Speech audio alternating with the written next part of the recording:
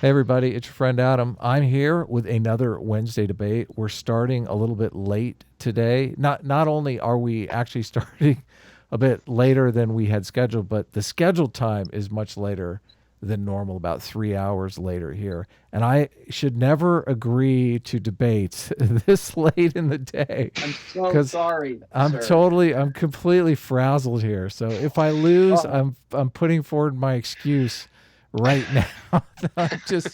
I'm just dead tired, but I should win this one relatively easily because it's does God exist? And obviously as an atheist, well, unfortunately my moderator here is a Christian too. So this is poor planning on my oh part. no, bias, bias. I know on my part. So, but anyway, I'm going to be debating Joseph Kirby on the question: Is God is real? Once again, my Drew Welty is my moderator. Joseph Kirby is my debate partner. The links to their channels are in the description below, and I encourage you to check them out. Do you mind if I call you Joe or? You can call me whatever you want, man. Okay, I'll stick. I'll go for Joe. Joe has Cool. a great video that I thought was very interesting. I don't. He might have me beat on the philosophical front, so I'm gonna try. Wow, really?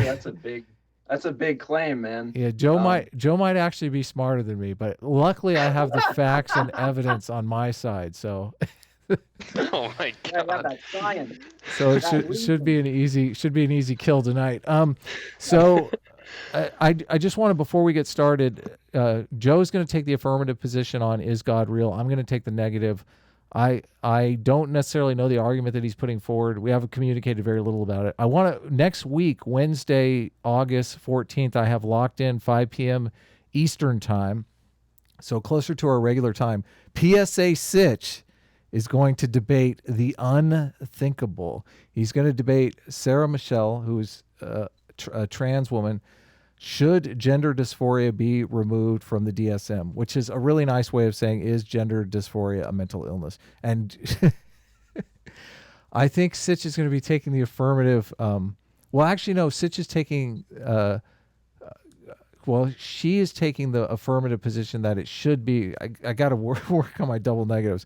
Sarah is taking the position that gender dysphoria is not a mental illness and it should be removed from the DSM. And Sitch is taking the position that it should be conceptualized as a mental illness and remain in the DSM, which is the unthinkable. So that should be a super interesting debate, and you'll have to tune in for that next week. So I will turn the floor over to Joe for his opening argument on why he thinks God exists. Well, first of all, I don't necessarily think that. um, this is a really hard thing to explain. I've been thinking about how I'm going to word it all day today, so hopefully I don't fuck this up. Mm-hmm. Um, Basically, I think that what you consider God not existing is much different than what I would consider um, the idea of God not existing to be. So I guess before I open, I need to ask you what you would define as God first. Well, I'm leaving that to you because you're making the affirmative argument that God exists. So, I mean, obviously, if Okay. you know my material, so you know that I believe in the Jordan Peterson God. I believe in God as a concept. I do, and I advocate for that idea. But the idea, like the popular conception of God, is all-seeing, all-knowing creator of the universe. I don't believe there is a creator of the universe. So, Maybe not in a literal sense, okay. because what we, I mean, not literally the universe, I guess, but the world as we know it, right? Because we conceptualize the world in a very small bubble. Like we can't know everything. So if you're looking at God in the like a metaphorical sense and a literary sense, and that metaphor is, let's say, imbuing you with meaning, and that meaning is guiding you towards certain goals, certain aspirations, those goals are inevitably going to have some kind of effect on the universe as we conceptualize it. So, yeah, I think that the meaning that would be drawn from religion, because it would manifest itself in reality, would be that manifestation of God placing itself. How the fuck do I word this? Let me think. Just I have a bunch of really religious viewers, so let's keep the profanity to a Oh, minimum. I'm so sorry. Yeah, that's okay. That's just I've been You're a like little that my whole nervous. life. It's all right. I let out an F-bomb every now and then, but my audience sometimes doesn't like it. So I'm sorry. Especially since you're the one advocating for God's existence. Well, I'm not advocating for a particular Christian God. Like I'm it's not necessarily a Christian God. It's God as across every religion, I would say. What God would be conceptualized as has specific there's specific themes that tie into it. So overall, I would say that what God is the, I guess it's the Jordan Peterson God, to an extent. Like, I'm going to try to explain it a little more cohesively, though. So we all have an orienting reflex by maps of meaning. This is something that I'm trying to draw from maps of meaning. We all have an orienting reflex in our brain that rank orders things we consider valuable. Now, we know that our brain does this, but we don't know why exactly we place order onto certain things, because we know that it's not purely based off of reason or logic or anything like that. It's based off of an instinct, and we don't exactly know where exactly that instinct comes from. So what I would say God is sort of the God is the representation of that value manifesting itself as potential. And I think that that's the only argument for God's existence. I think arguing whether or not there's like a literal creator of the universe is an argument that just needs to stop happening, period, from both sides. I think that that's a completely useless argument. And the reason why is because, like, I was watching Jordan Peterson debate Matt Dillahunty, and Matt Dillahunty's overall statement at the end was, well, it's okay to practice religion, it's okay to be religious, it's okay to do whatever you want under a religious guise as long as it doesn't harm anybody's well-being. And then at the end, he simultaneously claimed that he still doesn't believe in God. But I don't really think that that's possible, because the way we rank order things, if you look at what God is in the literary sense, it doesn't necessarily tie into that. Like, if you're rank ordering something and it's fulfilling a meta narrative in your life, that is God. I absolutely and firmly believe that that is God. And I don't necessarily know how you can conceptualize God in any other way that would make any kind of sense, I guess. Well, let me put forward a way that you could conceptualize God, and the way that most people do is creator of the universe, answer of prayers, secret superhero that helps you out in a bind, that kind of thing, which from an evolutionary perspective totally makes sense to me. So, I mean, you have me at a loss because you're arguing my position. Do you believe in a God that created the universe? Do you believe in a God like that? In that sense. But in the sense that I put forward, not in the literal sense, as in God is a material. Who created the universe? Who created the universe? Well, various different people created the universe based off of this agency of value that we weren't able to reason until like the 1700s. Do you believe in the Big Bang? The Big Bang? Yeah. Well, certainly. I mean, yeah. Okay. I'm not I'm not like a Christian fundamentalist. I'm not a fundamentalist where I think that science and reason and the Enlightenment doesn't exist. Well, but you sound like an atheist. You sound like an atheist. You sound like me. I said, well, but the thing is that atheism and religion, it's very, very hard to, I think that there's not really a consistent definition of either one of those things, because a religious substructure can be anything. Atheists believe that there is, the atheists are making a positive claim that there is no God. That is the positive claim that I'm making. That's what makes me an atheist. If I wasn't making that claim that there is no God, I would be an agnostic. Right, but you have to determine what God is to claim that he doesn't exist. Right, but the theist, let's bring in Drew. I know Drew's our moderator here, but I believe Drew's a Christian. What's up? Drew, Hey. tell us your concept of God. Give us your, what is God? Who is God? Who is God? So if I had to give you my my sort of on the fly view of what God would be, it would be a omniscient, omnipotent, omnibenevolent being that created the universe. It's like an agent, essentially, with all those three characteristics. It may have more, but that's basically the brief look at it. Right. So you believe an agent created the universe. So do you have a Correct. a deist in concept of God, where God started everything in motion and stepped back and let his creation do all the real heavy lifting, or do you think God interacts with us in the universe? I believe he interacts. Okay. So there's some interaction going on. So correct. Yeah. I don't think it happens as much as people would like to claim it does, but I think it does happen. So that's what I thought we were debating, Joe. The actual like your position and my position are basically the same. Maybe we should team up on Drew and beat him up for a while. No. But I mean, mostly what my goal with this is, like, if you believe in this idea of God, then why claim that you're an atheist? Because I don't want to confuse people. You don't want to confuse people. Yeah. This debate being a great example of that. Yeah, but what I want to do, though, is redefine the terms. And I think that we should shift ourselves in that direction, because at this point, now that we're able to intellectualize ideas of God, if we're looking at archetypes, if we're looking at, Jungian psychology, if we're looking at all those sorts of things with all this empirical evidence, why would we continue to self-identify as atheists, and why would we continue to perpetuate this idea that there is no creator of the universe? And also, I would add that... I don't believe in well, maybe we do have some dissent here, because you're saying this concept of God created the universe. I don't, that doesn't fly with me. I mean, I don't... No. So, but again, it depends on how you define the terms, because saying that something is the creator of the universe, I think, is a little too broad. Okay. Like, what do you mean by created the universe? Do you mean that a literal being created the universe?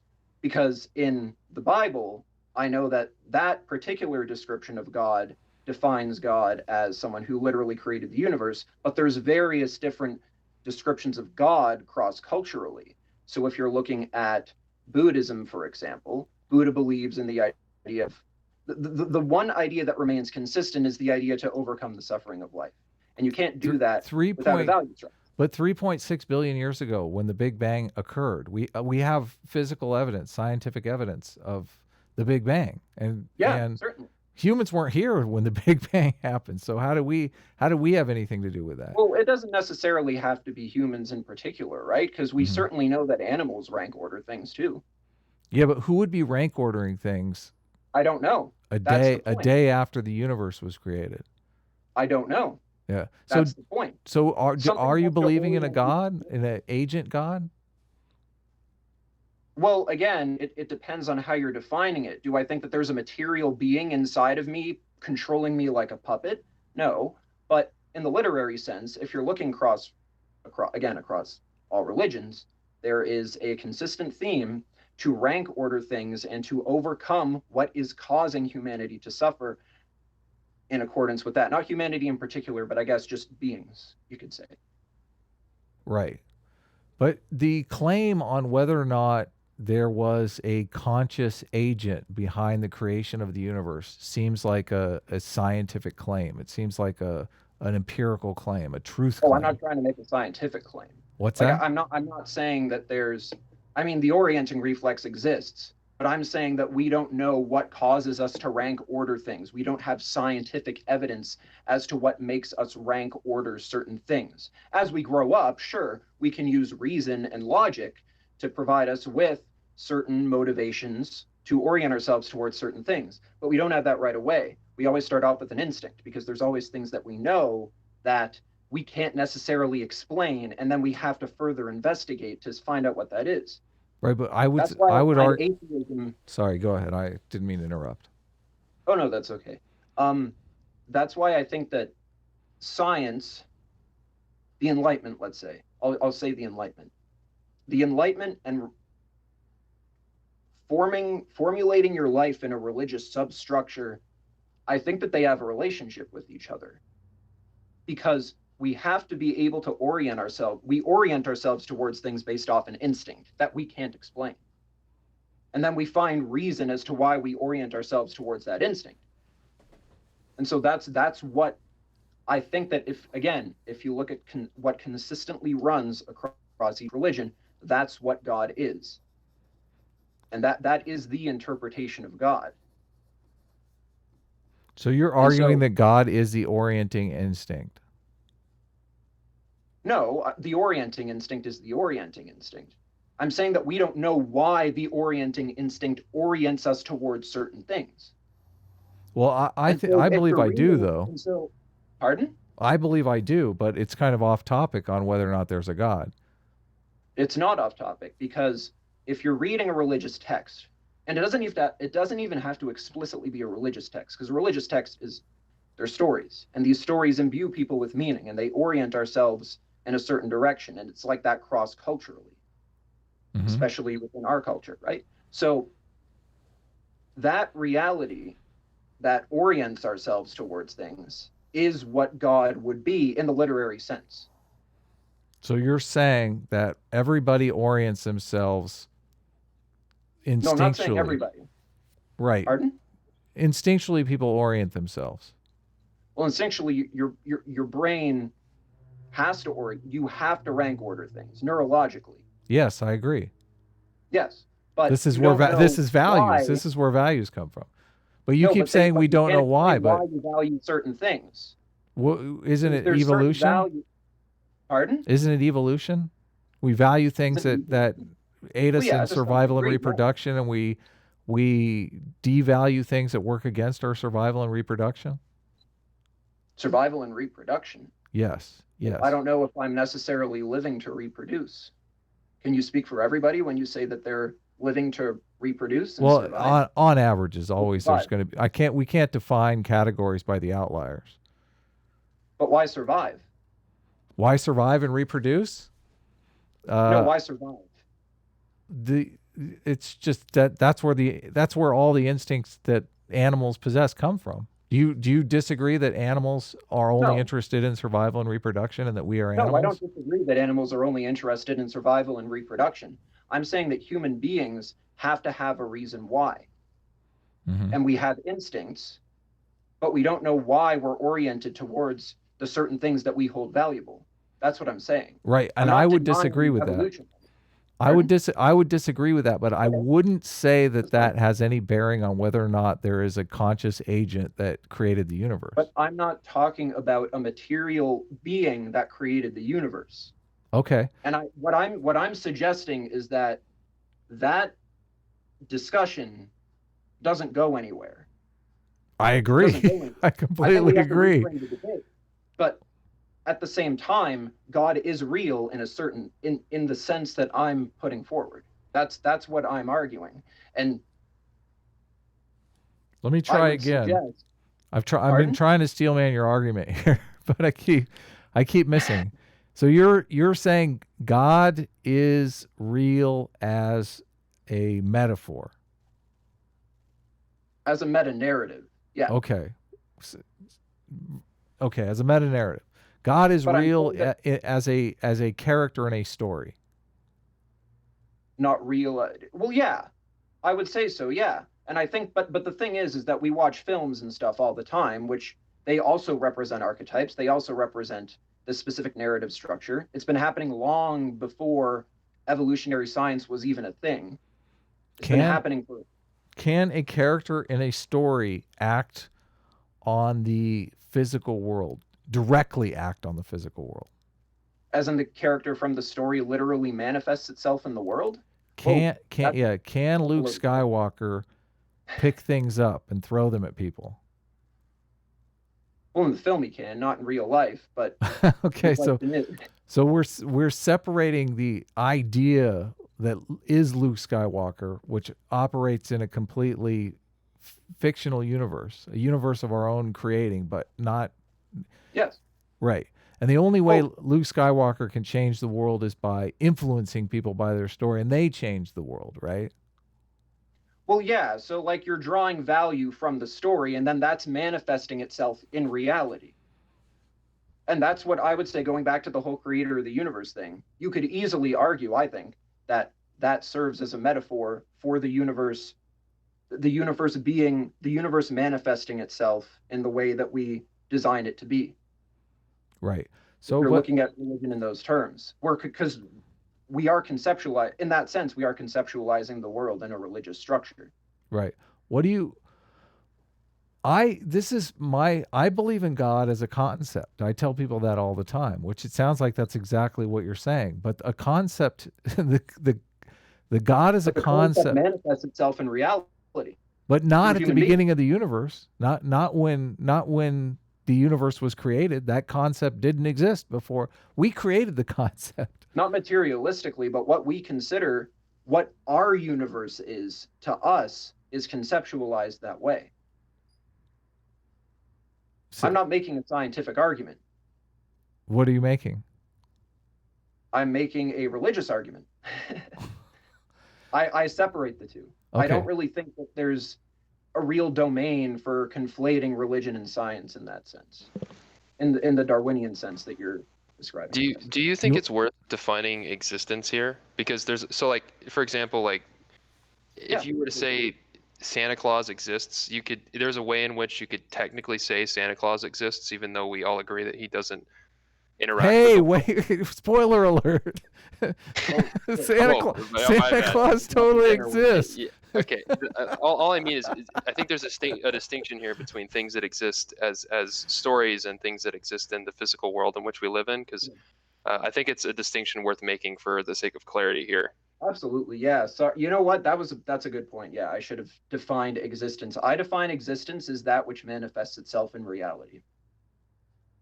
And I think that's a solid definition. That which manifests itself in reality. Does Santa Claus manifest himself in reality under this definition? I mean, do we look at Santa Claus religiously? Do we look to Santa Claus as a god? You can learn lessons from Santa Claus, certainly. Yeah. So if you're, let's say that if you're a child, let's say, and let's say that, you don't really have, hypothetically speaking, of course, I'm not saying that I don't know if this is something that happens with kids. It could, I don't know. But let's say hypothetically that you were to observe the deeds that Santa Claus imposes onto the world, and you yourself were inspired to manifest those deeds onto other people. That meta-narrative of Santa Claus would be Santa Claus manifesting himself in reality. I don't think that if someone grew a white beard, dressed up in the suit, went to every house on his block, I think everybody would say that's Santa Claus. The exist is defined as having objective reality or being. Yeah. And I think the major debate when you're arguing does God exist, I think is does God have reality or being? I mean, you're saying that it manifests itself in reality because as a fictional character. That fictional character could not have existed. No, because you're not a fictional character. Human beings that are taking in this meaning, taking in this potential, are not fictional characters. They're drawing it from a fictional character. Say again, sorry. So human beings, when we are taking this value away from, let's say, a religious text, like an explicitly religious text, or so any kind of mythological story, right, which exists in films, it exists in music, it exists in all the entire domain of art and religious phenomenology, I guess. If you're taking in this meaning, and that meaning is manifesting itself as potential, which potential itself doesn't have an objective reality, it's just a concept. That potential will manifest itself in your actions and the values that you place on things. That potential is manifesting itself objectively because you're committing to objective actions. So the stories or narratives that motivate us strongest, let's call it. Mm. Are you saying that those are God? I'm saying that what it orients yourself towards in your life is God. So whatever I find valuable is God, is what you're saying. Like, how is that a Well, if it useful benefits- definition if of it God? benefits if it benefits the overall like meta narrative of your life, let's say, if Right. it benefits itself as you across time. Yeah, but what if I'm like a drug lord or a ruthless Well, I would- dictator who enjoys killing people? What if I'm Maybe they're a little too. Uday Hussein or Mm. yeah, and I enjoy just doing terrible things. That's what motivates me. That's what depends on orientates why. me. How could you call that It depends God? on why. And there be depends on there why be it's so done. many different gods, and these gods are. Yeah. I mean, how is that a useful definition of God? Well, that's kind of the whole reason why I wanted to talk about this, because it's kind of a muddled definition, and I'd like to see if we can maybe work this out, I guess. Because like I didn't want to talk to you to try and like win a debate or anything. I just know that, you seem to have, almost as much interest in theism, let's say, the theist argument as I do. I'm Because you- I'm more interested in the science side of it. People pin the like I don't. This is a complaint that a lot of people have of Jordan Peterson, is that he's using these definitions of God that seem to be confusing to people. I understand that there's two definitions of God going here. There's the Jordan Peterson definition of God, which you're leaning towards. The thing that I'm trying to point out to people is that definition is an evolutionary psychology definition of God, basically, and well, there's no scientific evidence of the existence of him. well, that- there is scientific evidence that, well, everything that you're saying, like you said several times, that God is the thing that orients us to place value on things. Like this is a difficult thing, Well- because I mean, is it at the individual level or is it at the group level? Because if it's at the individual level, then there's going to be a bunch of different gods. If it's going to be at the group level, then Yep. we're having a conversation. That's why that definition of God works as a concept, because it orients a lot of different people into kind of a group unifying survival mode. Survival mode. Well, yeah, I mean, to me, it's the choice not to die. And the question is, why are you choosing not to die?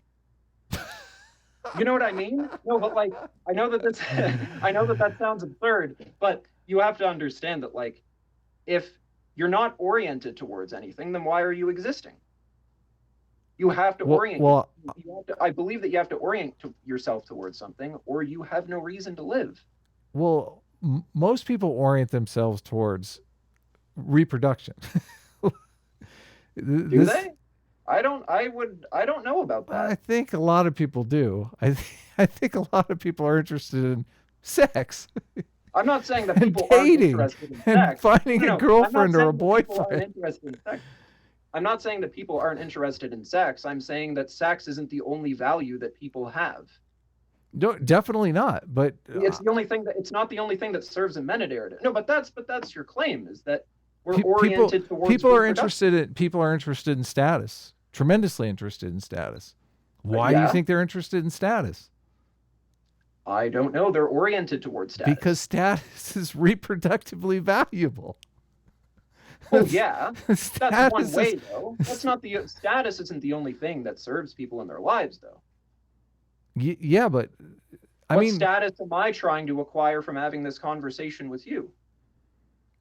do you have a girlfriend? No. Well, there you go.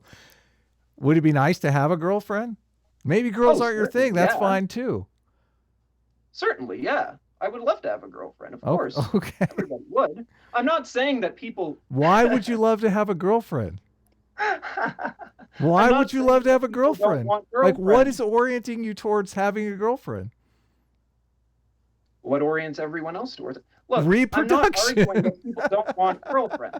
You're deviating away from my argument. Reproduction. I'm saying that that's not. Well, I Yes, think but at the that's not heart of only thing that people. That's not the only thing that serves a meta narrative. It's not the only thing Okay. that serves yourself across time. I'm going to give Drew a chance to steel man your argument. I've tried like 5 times here and failed miserably. I just don't think that you're necessarily contending with what I'm saying. I'm not arguing. Well, I don't against necessarily an understand what you're evolutionary saying. desire. Pardon? I don't necessarily understand what you're saying. I don't mean to discount what you're saying. I okay. completely respect what you're saying. I want to understand what you're saying, and that's why I keep coming back to like the steel man of your thing. Like it's very simple when I argue with theists, because theists are like Drew laid out his concept of God. Here, let me steel man it for him. Drew, let me steel man your God. God is a conscious agent that was the force behind the creation of the universe. He can have physical. He can physically change our reality at will. Is that pretty close? That's half of it. The other half is the omnibenevolent, omniscient. Oh yeah. So he can see everything, past, present, and future. Is all powerful, all seeing, all knowing. How could I forget that part? Yeah, I was gonna say. Okay. So, but now, Joe, you're putting forward a concept of God that is not unlike the concept of Santa Claus or Luke Skywalker, as I said previously, right? Yeah, but what's wrong with conceptualizing Luke Skywalker as a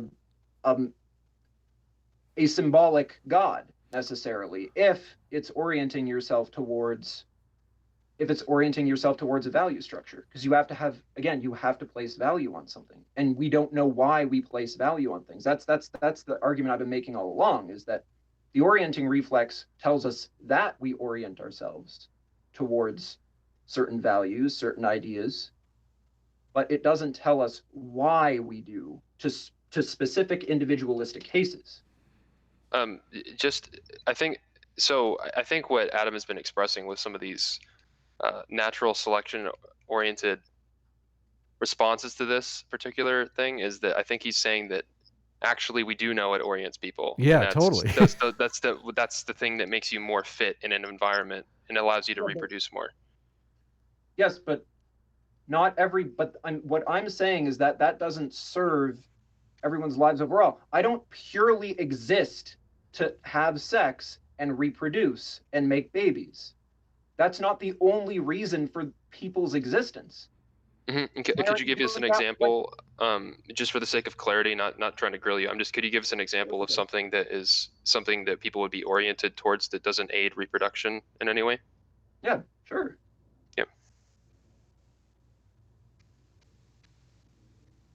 Yeah, could you give it? Joe? Oh, I thought you were asking. Oh, sorry. So something that you might be oriented yourself towards is like, let's say that you have a YouTube channel dedicated to engaging intellectual ideas. Are you doing that for the purposes of reproduction and status? And is that the only reason why you're doing that? Yes. Really? Okay. Fair enough.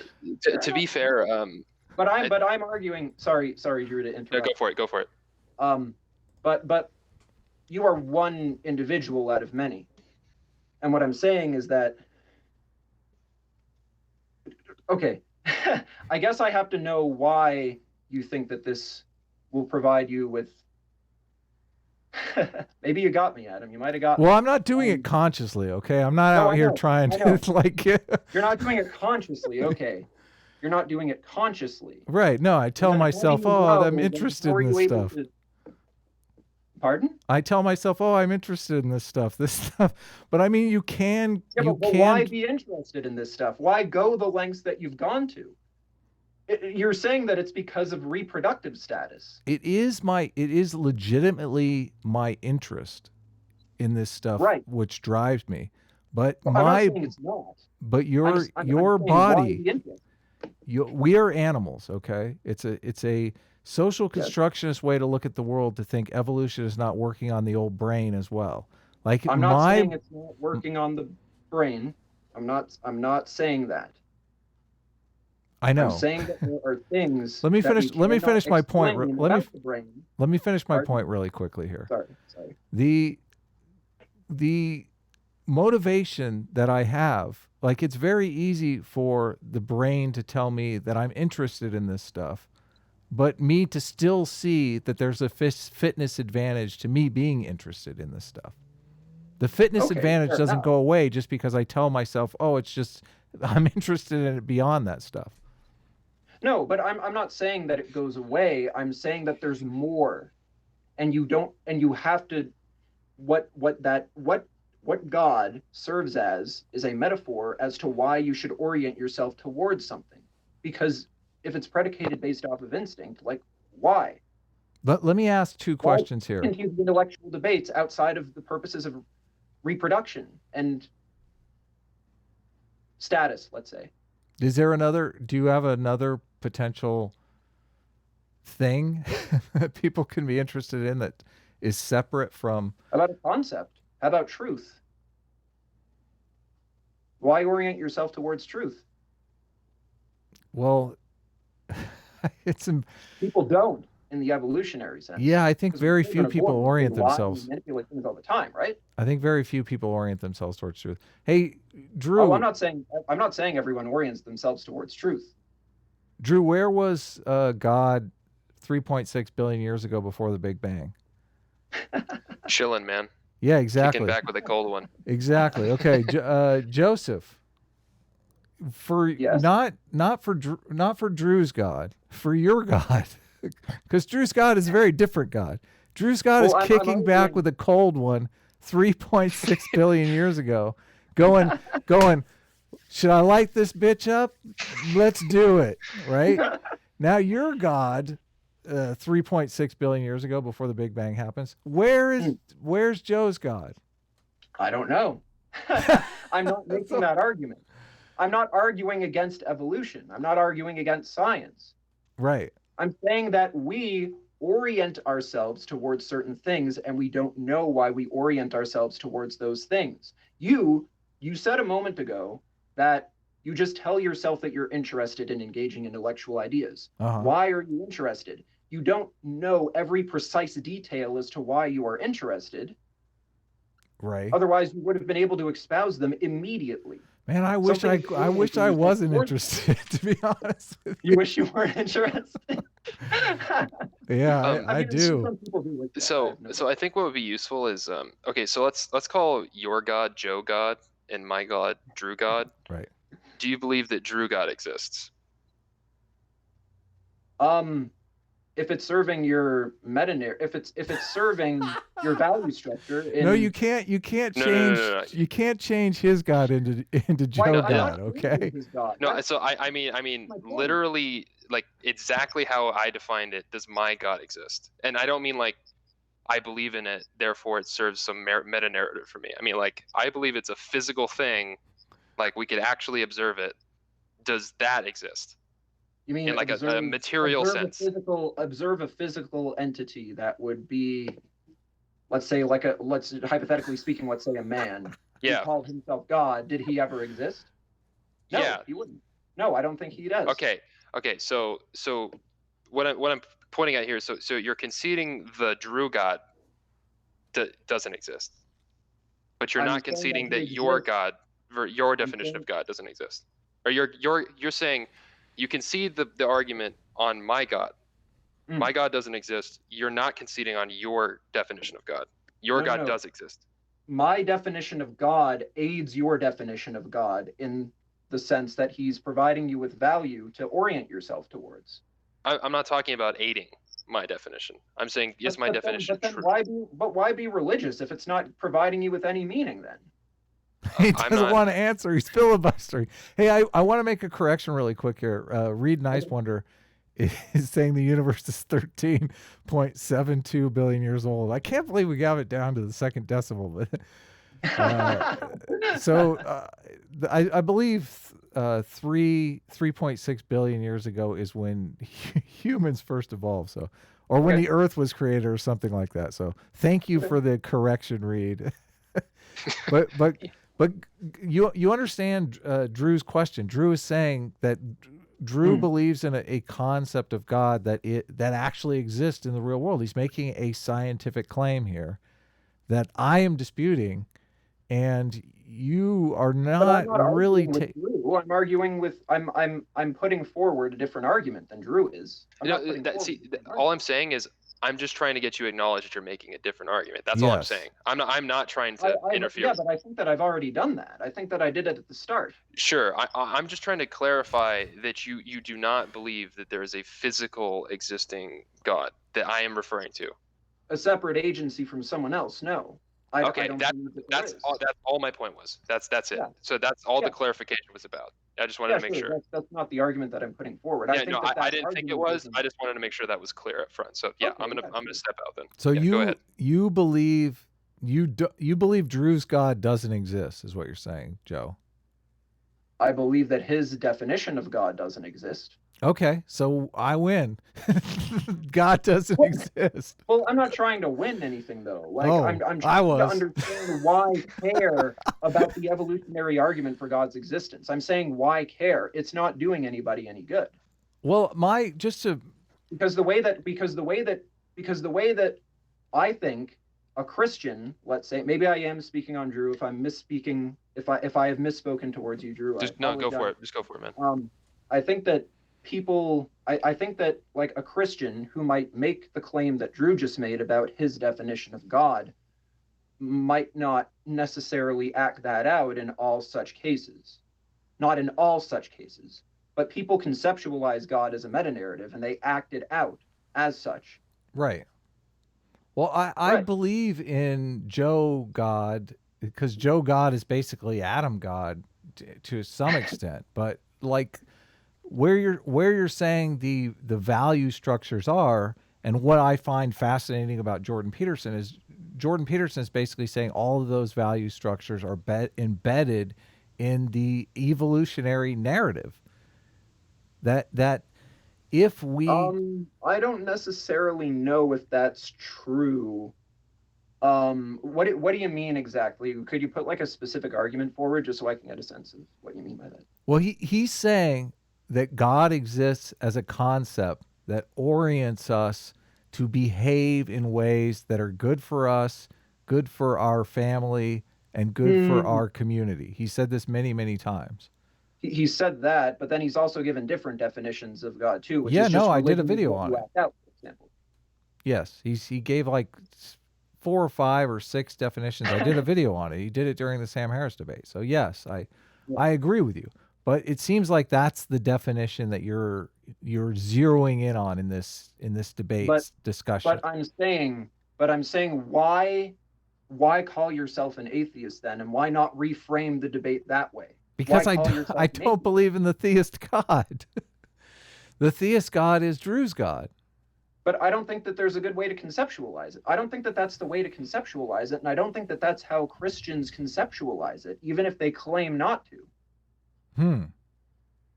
Interesting.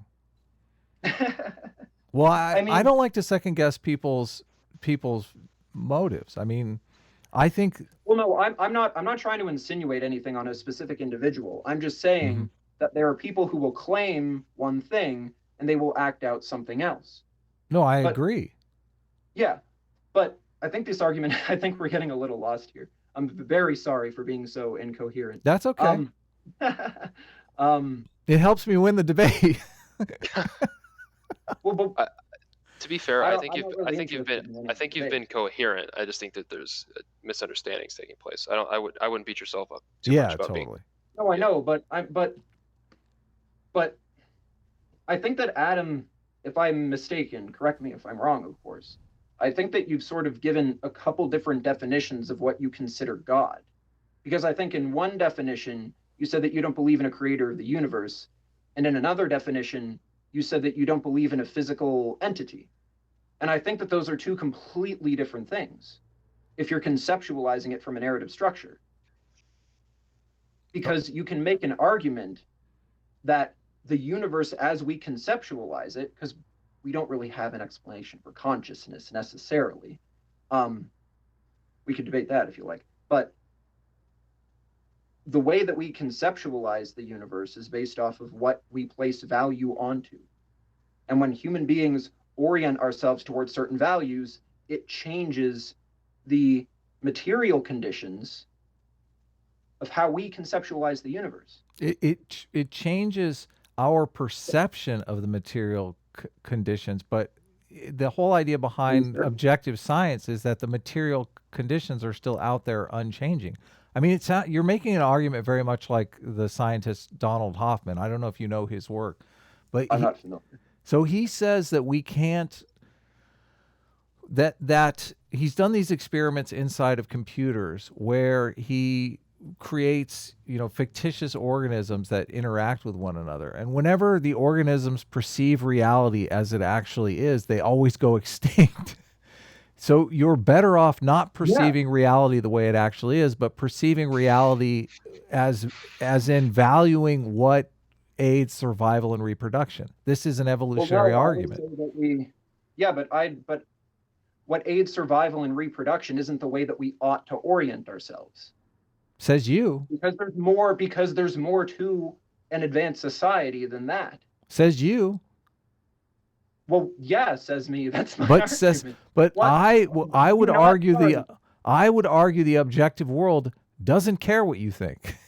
The objective world is like what? I disagree. What do you think? What do you think makes you? You said you want a girlfriend. What do you think makes you attracted to the opposite sex? No, seriously, because some people aren't. Some people are attracted. There's an evolutionary and scientific argument as to why I'm attracted to the opposite sex. Yeah, what do you think? That's not my argument. Yeah, but I'm just saying, why are we attracted to the opposite sex? Some people are attracted to the same sex. Some people are attracted to the opposite sex. What's going on there? Why is that? Why does that happen at all? Why are we even attracted to each other? Evolutionary biology, of course. The yes. entire domain of evolutionary biology. I'm not arguing against that. Right. Okay. I'm saying that there's more that we orient ourselves towards than just that. And you're saying that is God, the extra stuff? No, I'm saying what orients ourselves towards everything beyond the scientific domain is God, because we're not always oriented towards things that exist within the scientific domain. Right. And what would some of those things be that we're orienting towards that aren't a part of physical reality? Well, potential. Mm-hmm. Potential for what though? It depends on what you're oriented towards. That's what potential is. Right, but wouldn't it be something in physical reality? Potential for a physical future? In a physical reality, yes. And that's my argument for God's existence. Okay. Because there is an existence in regards to the consequences of what manifests itself in a physical reality. Drew, are we getting questions in the chat? I bet. I can't read. There's some pretty good questions actually. I was thinking there's got to be some questions. Like, I don't know. Yeah. I felt that the steel, there would be a debate that would come along that we would never get past the steel man section. I didn't think that it would be on me, but I don't know that I can steel man Joe's argument. I've tried a few times. What does steel man mean? I'm just okay. Yeah. This is so. Are you familiar with the concept of straw manning? Oh, yes.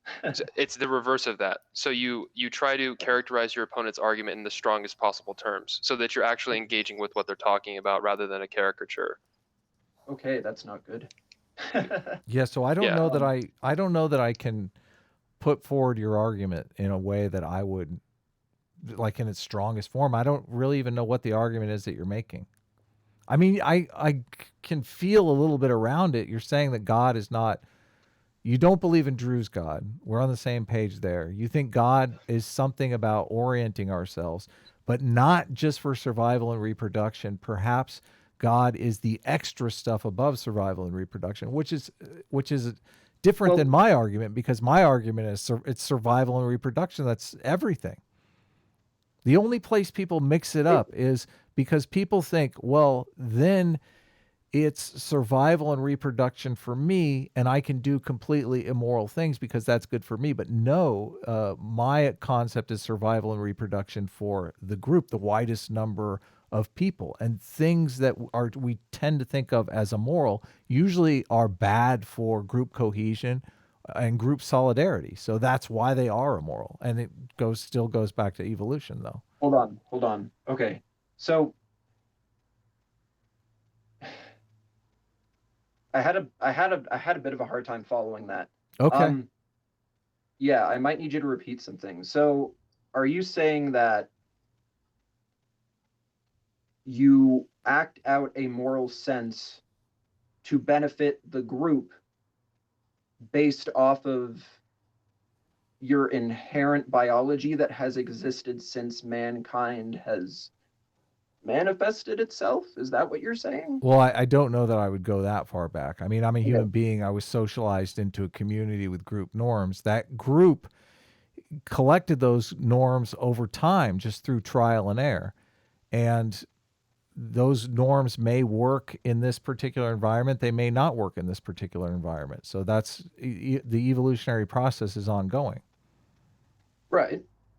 But I'm saying that there's no extrapolating that from the existence of from the conceptualization of a meta narrative, because we can't explain everything that happens within the subconscious, which is where the orienting reflex is. It's within the subconscious. Right. But I would We don't argue know why we're placing value on these things, and we don't purely act things out in the utilitarian sense. We also orient ourselves towards concepts. We orient ourselves towards a sense of morality. useful predicated concepts. on, pardon? Useful concepts.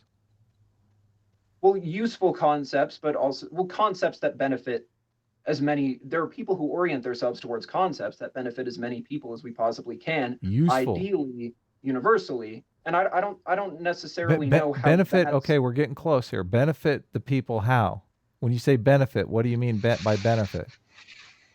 well, things that allow people to either live the most meaningful lives that they can live, or the happiest lives that they can live, or in a sense to maybe to reproduce, and There you go. Yeah. requirements as well. But I think that there's more to it than that. So this is the argument that Jordan Peterson would make about the meaning and the happiness are directly related to our evolutionary goals, survival and reproduction. I don't think no, because we're going beyond that. How? We go beyond our own survival. There are people who are in relationships, who are reproducing with one another, who are having children and are still depressed and suicidal. Mm-hmm. Well, this adds to my argument, though. How does it exactly?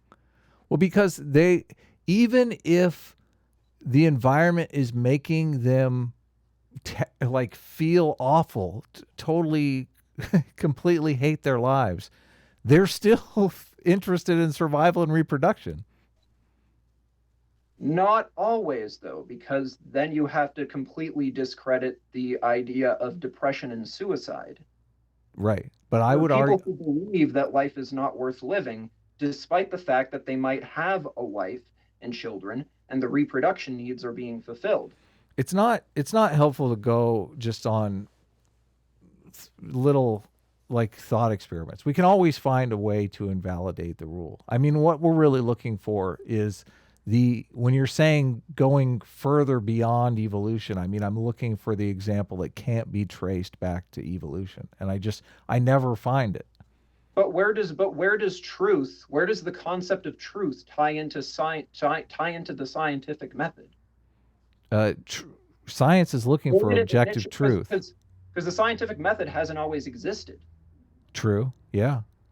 Right. So what orients you towards the scientific method? Because the scientific method in of itself doesn't explicitly benefit reproduction. It doesn't explicitly benefit, it benefits status, but that might not be why nobody is consciously oriented towards that. Scientific truth has greatly aided reproduction and survival. Truth. Yeah. I'm not discrediting scientific truth. Yep. I'm saying that something had to orient human beings towards the discovery of a scientific truth.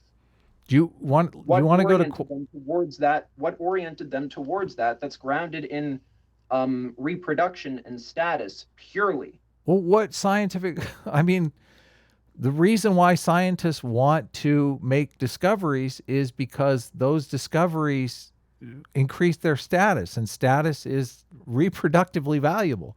Why do people strive for status? The only reason why everybody acts on every single urge is because of status and reproduction. I don't necessarily know if that's true, if that's the only reason why. Well, my hypothesis is that it is true. The thing that would nullify that hypothesis is if you could present something that couldn't be traced back to survival and reproduction that people. I did. What was it? Potential, truth. These concepts don't exist but these concepts aren't inherent to evolutionary biology. What potential? What are we talking potential? about with potential? Potential What for you what? ought to Potential do. is what potential are we talking about? What potential are we talking Tangible. about? Well, let's talk about tangible potential. What are you talking about? Potential. What? What do you think? I need to think Something about this. tangible. I knew that this was going to hurt my. And then truth, I already said truth totally aids survival and reproduction, okay?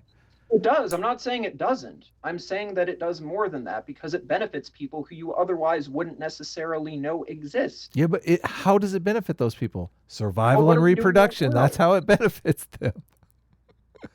That is the benefit for them too, because they're people. I'm not saying it's not a benefit. I'm saying that there are more benefits than just reproduction and just survival. And I'm trying to get you to Obviously, name that's one. survival, but- I'm trying to get you to name just one. Okay, well, I got to think of the potential argument that you mentioned before. So I just want to think of a really good example of this. And I should have thought about this before I started the call to begin with. While you're thinking, Drew, pull up some questions. Let's go to questions. I know there's got to be some good ones. Joe, this has been great. I don't want to discourage you. Like this is how we get to the truth. Truth is about, disagreement among friends. So No, it's not. It's about reproduction and status. yeah, well, there you go. So we are getting closer to the only truth. about that. We are getting closer to the truth. So The only reason that I'm doing this debate is so I can lay many women. That's the only reason. Joe's a It's the decent only looking reason. guy here. And I swear to God, he's smarter than me. So his contact information is in the description below. So I encourage the available ladies in my audience to reach out. I think you could have an interesting conversation with him. Okay. Drew, So let's say Martin Luther King. I'll try to lock this argument into Martin Luther King. Now Martin Luther King did he only decide, is a question, did Martin Luther King only decide to do the civil rights activism that he did purely because of reproduction, status, and his own materialistic survival? And I'm not saying that he didn't do it for those reasons. Mm-hmm. I'm saying that there were more reasons than just that. Well, I'm asking you to orient himself towards that.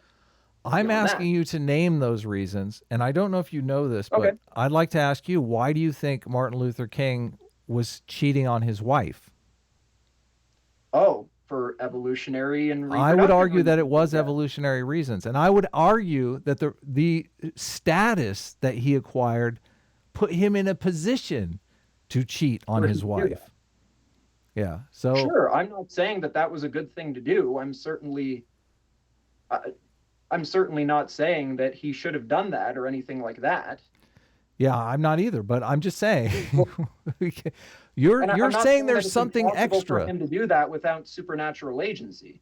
Well, you're saying there's something that fulfilled an evolutionary need. You're changing the subject. Hey, one at a time. You're changing the subject here. Sorry. Sorry. Drew, who's up? Go ahead. I feel swatted now. Let's just give it to Joe for a second. Yeah. And then Adam can respond. Why would he aim to benefit all Black people as opposed to just himself for the benefit of his own reproduction and status? Why does him aiming to benefit the entire Black community benefit purely his reproduction and purely his status? Do you think that Martin Luther King didn't do that because he wanted to sincerely help Black people? Or do you think that he only to sincerely help emancipate Black people? Or do you think that he only did that because he could elevate his reproduction and status? Do you think that that's the only reason why he would have done that? I mean, you're making the argument. The reason why I'll just go take the first thing that you said. You're making the argument that he wanted to help more black people than just himself, more people than just himself. So therefore, that would have been outside of his personal reproductive status or personal survival and reproduction. But I'm saying that he was. I'm saying that he was motivated to pursue that aim. correct. Which is what he was motivated to pursue that aim for reasons beyond reproduction and status. Okay, and I would argue no, it's not beyond reproduction and status, because helping other people, we're all in the same boat. We are a tribal species. By helping my teammates survive and reproduce, I help myself survive and reproduce, because we're all in the same ecological boat. That would be my argument. Okay. So it would still be traced back to survival and reproduction. Helping other people is very much traced back to survival and reproduction. It can be, but I don't know if that was necessarily the case for Martin Luther King. I don't know, that cheating on his wife is pretty strong evidence. I'm not saying it wasn't. I'm not saying that it wasn't. That he was driven by survival and reproduction. Mostly reproduction. But so let's go to questions. Drew, do we have any good questions? Okay.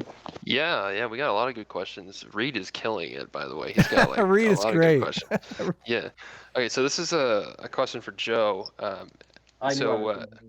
This question is, when the 9/11 hijackers acted, did they manifest Allah? So did they manifest their God by acting in the way that they felt they were oriented? Was that Reed's question? Whose question was that? Reed, nice one. Okay. Yeah. Yeah, I would say so. If that's what provided them with the agency to commit that act, I don't know necessarily. I don't know the individual circumstances of those particular individuals, so I wouldn't be able to give a 100% accurate opinion on that. Okay. But I think you answered the question. Basically, just I guess he was just trying to figure out if you were going to bite the bullet on that question and to say yes. Bite the bullet on that question? So it seems unpalatable to agree to this, but you're just saying yes because under your definition. I mean, I don't know, because I mean, for all I know, it could have been due to a primal violent urge predicated on resentment. Sure. I mean, you know, like, I don't really know enough about that. I don't really know enough about 9/11 to really discuss this, I guess. So I probably shouldn't be discussing it. No, but I think it would be, even just to rephrase it, is it possible that when the 9/11 hijackers acted, did they manifest their God? Because I think okay. I think that's all that was being asked by this question, was just testing your intellectual consistency. Yes. I'm not saying that it absolutely was. I'm saying that it is possible that they were attempting to manifest Allah. Yes. Right. Okay. Let's see. This person, Caffeine Tweaker, asks, I assume this is directed at Adam, what about asexuals? I guess this is trying to attack the idea that what orients people is reproduction when there are people that do not choose to reproduce. Well, they're outside the norm. They're not in any huge numbers, but I think they've done some research into this as far as with homosexuals as well, because homosexuals are in the same boat as the asexuals in that they're unlikely to reproduce. But in human societies, we have this thing called alloparenting. So it's very nice to have some extra people around that aren't necessarily going to reproduce themselves, because they'll put parental investment into their sisters and brothers' offsprings, so nieces, nephews, and aunts, and that can be over time a reproductive advantage for the entire group. But I don't really know necessarily if you can ground that to the biology of the individual, because if the claim is that they're asexual, then they can't orient themselves towards reproduction per se. They have to have a reason why they would like to orient themselves towards the reproduction of others, let's say. Well, Dawkins laid this out in the selfish gene. Dawkins laid this argument out in the selfish gene. Okay. So if we look at survival and reproduction from a gene-centric view, if you can give your life to save 8 cousins, I think it is, or 3 brothers, you're technically leaving more of your genetic material in the world, even though you yourself will no longer exist. So there are plenty of situations where it's evolutionarily beneficial to lay down your life for kin. This is kin selection. This is where kin selection comes from. Certainly, yeah. No, I see that argument. Yeah, I'd have to think about that, certainly. But I mean, is there any more questions, Drew? Yeah. Oh yeah, there are plenty. There are plenty. Yeah, I'd have to think about that. You might have won the argument, man. I'm not really trying to. I mean, I'm not necessarily trying to win. Like, mostly the reason why I did this was just so I could, like, say what I think and just see what happens. My favorite part of the book, The Selfish Gene by Richard Dawkins, is when he postulates the evolutionary origin of the blowjob, which I don't understand how people don't like. Did people fall asleep during that book? Because that's like the most fascinating part. And every time I bring this up, nobody seems to realize this is in there. Yeah. I never read the. I read it and I don't remember this part at all. Chimpanzees, they when they get a boner, they have a literal bone in there, like they get which seems like a good idea. I don't know. So let's move on. Okay, let's see. Okay. This Sahwagan asks, argument from ignorance, ? Quote, there's this thing we don't understand, therefore it's my definition of God. I guess this is the idea. He's asking, is this just, are you purely arguing from ignorance? Like, we don't know how to explain X concept and therefore it's falling under my definition of God. I mean, I think that kind of undermines it a little bit. Like, it's not necessarily that we don't know how to explain specific concepts. It's that there has to be something that orients ourselves towards those concepts to begin with, and the desire to explore those concepts. I don't necessarily know if we only explore certain concepts and certain ideas purely because of evolutionary biology. I just don't see any evidence of that day to day in people that I see, people that I come into encounter with, people that I encounter in real life. There's no evidence that they provide in the way that they act and the way that they orient themselves towards certain ideas that would indicate that they're only doing so for the evolutionary desire to reproduce and the only desire to pass the gene pool on and to elevate their own status. I think that there's reasons why our society imposes values that go beyond that. And I think that when you get into that, you're sort of delving into religious phenomenology.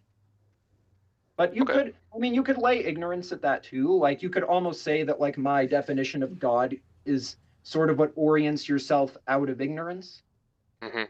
And I'm arguing that there are reasons for that beyond the evolutionary desire to reproduce and elevate your own status, I guess. How does it orient you out of ignorance and not just into a type of belief that you have truth because that truth is useful? I'm not saying that it can't be useful, but I'm saying that it's useful towards other things outside of reproduction and your own status. But do you believe that there are truths that are not useful? That not like in evolutionary terms, like survival and reproduction terms. It seems like a lot of the battle with the social justice advocates is that they want to, they believe there are things that could be true that would be devastating to society. Like the IQ question, for one. If groups of people have different IQs, they think, even though this is true, an objective fact of the natural world, this truth is not useful, but not only not useful, it's dangerous. It's something that we shouldn't know. Society shouldn't know. Individuals shouldn't know. I don't think so. I don't think that there's truths that you should blind yourself towards. I'm certainly not arguing for that at all. Okay. Yeah, I mean, like, well, for example, like, if we're going to analyze, let's say, something, that's quite controversial with a lot of people, differences in race between certain IQs, you can use, that is useful information that can orient yourself towards a positive goal. Let's say, for example, that you're using the difference in IQ between white people and black people. Now, you can use those facts, but you can use it with some moral utility, right? That goes beyond an evolutionary desire to reproduce and acquire status so you can reproduce. You can use this, for example, to benefit the Black community by pointing out that, okay, on average, Black people might have a lower IQ than white people. Now you can take the racists, the racist route, and use that as evidence to point towards whether or not Black people are, inherently intellectually inferior than white people, or you can use it as an argument to say, well, hold on a second, maybe the socioeconomic conditions of a given community that might be, primarily composed of Black people, let's say, you could use that as evidence as to, okay, maybe there's something that needs to be rectified in our overarching hierarchies that can make these systems more beneficial to these communities, and then those IQ levels could raise as a consequence of that. And you have to have, I think that a lot of people have to have reason to do that beyond evolutionary desires to reproduce and acquire status. Any more questions, Drew? Yeah, there's tons, man. We can go on with this for as long as you want, man. Well, I don't know Okay. that I don't know that we should. I think maybe we'll go another 10 minutes, 15 minutes. I feel I don't want to keep you guys past. Usually these things only go about an hour, so. I'm off. I'm free all night. It's up to you, man. So I'm good forever, man. I'm here all night. Here all night, guys. No, Here all night. we'll go another 15 minutes. That We'll was- answer 3 or 4 questions, I guess. Okay. Let's see. Okay.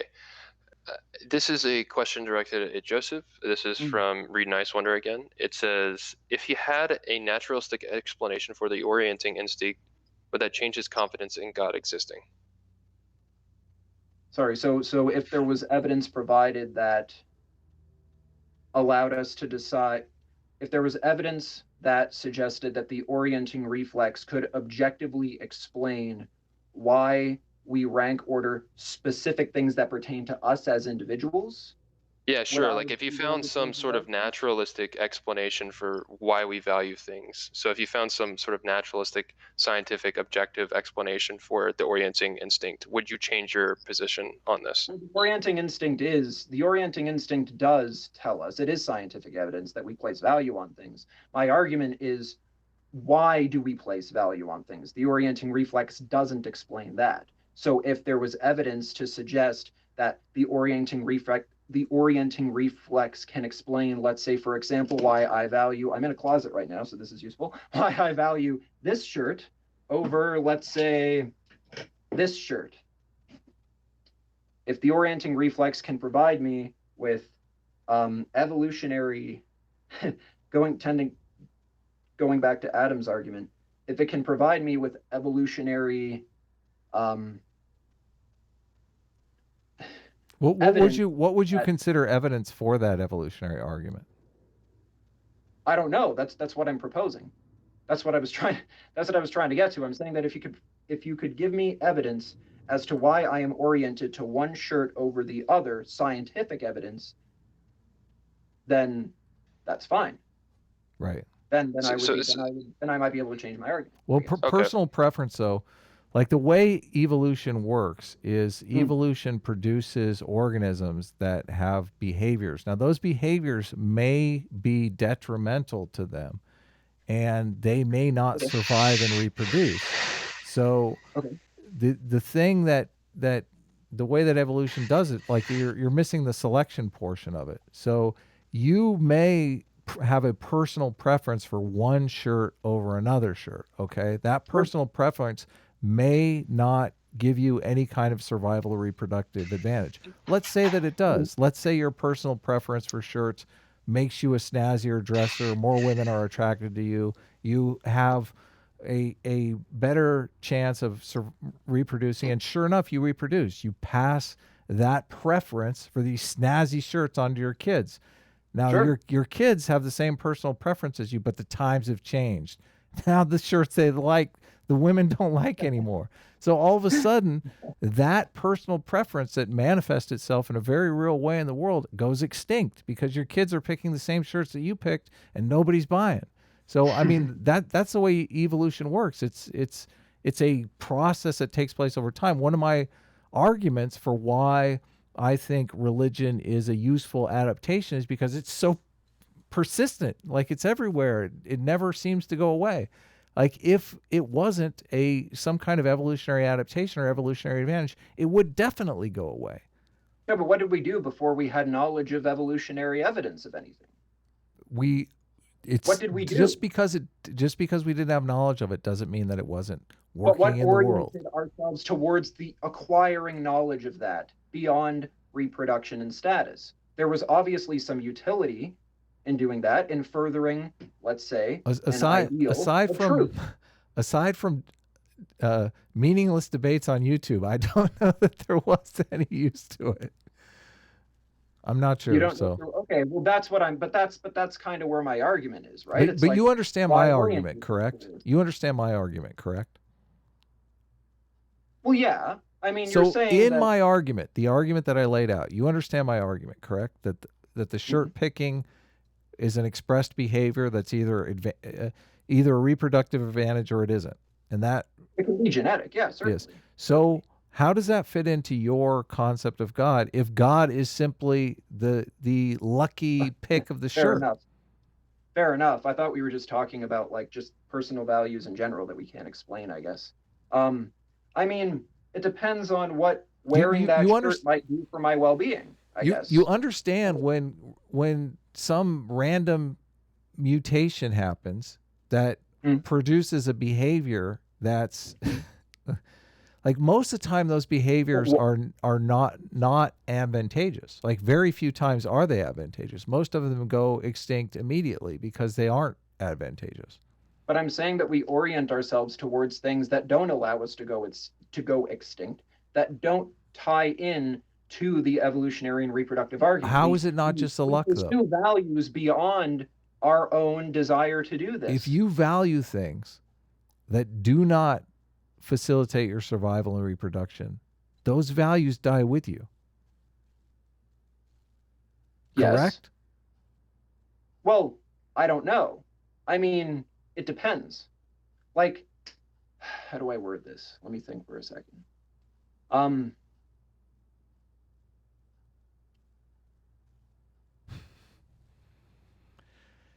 Drew, let's go one more question. I feel like we've exhausted this topic.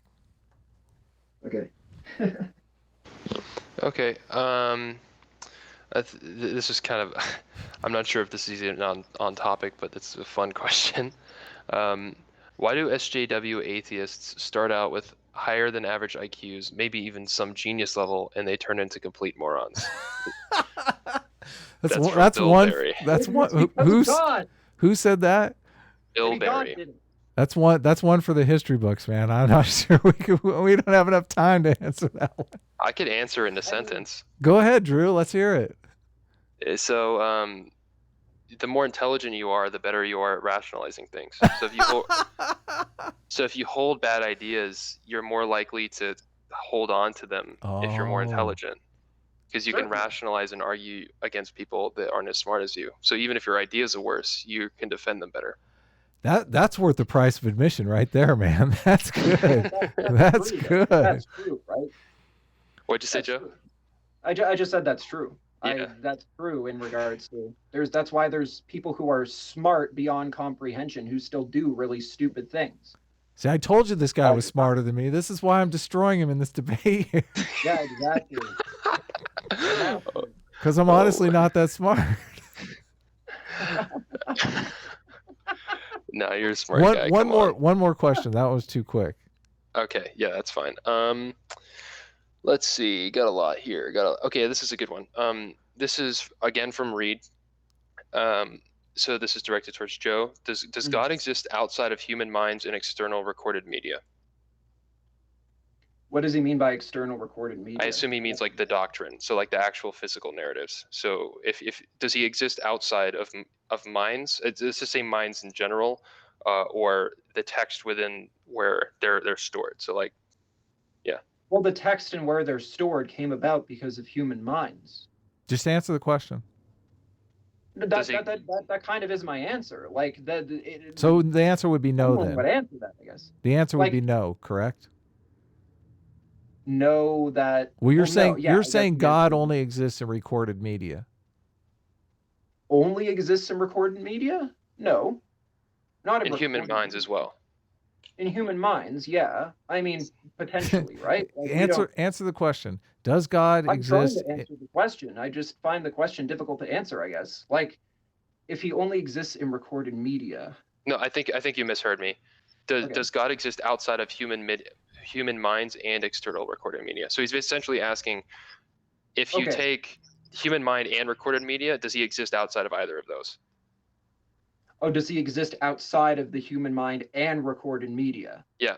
I don't know. Okay. And that's my answer. So you're I mean, basically an agnostic then,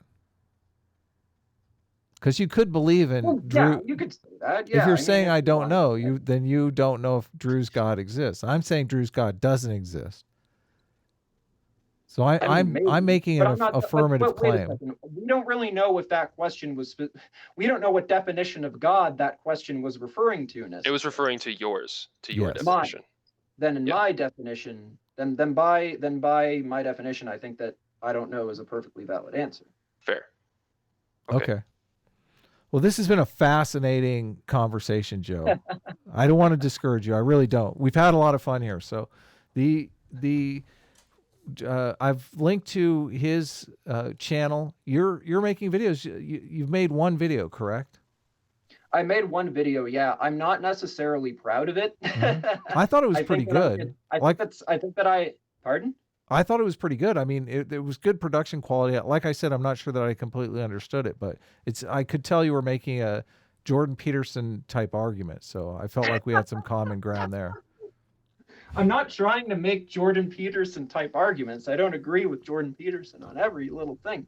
But no, I was trying to sort of bridge the gap between, I guess, like that kind of truth and what we consider objective truth, and like just sort of trying to push an idea of like, you know, what I think would be a moral sense that would benefit, that if somebody was to adopt it, it would benefit themselves and it would benefit the people around them and it would benefit their communities. And I wasn't really consciously doing that for reproductive, and yeah, I only made that video to get laid.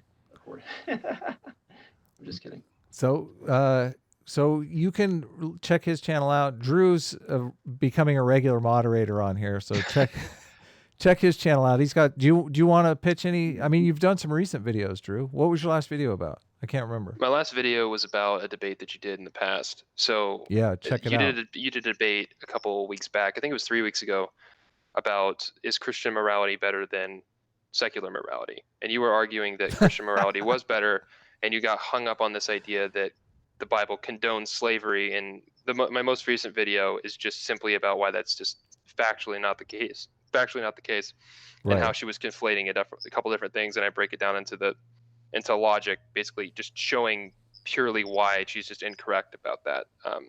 So that's my most recent video. I have some older videos that are just talking about some more general psychology stuff and political stuff. So check his channel out. Thanks for watching. Thanks for all the great questions, guys. Like I said, we'll be back next week with the debate with PSA Sitch and Sarah Michelle. Sarah Michelle is actually the one that I got hung up in that debate. that debate on Christian morality. So it should be a fun, interesting debate. We'll see how it goes. I'll actually be moderating that one, so it'll be painful for me to keep my mouth shut, but I'll do my best. So Sitch is very good on that topic, by the way. His videos on it are very, very good. Yeah, he's made 3 or 4 videos on it, so he definitely knows his stuff. So Mm-hmm. All right, take care, everyone, and we'll see you in the next video.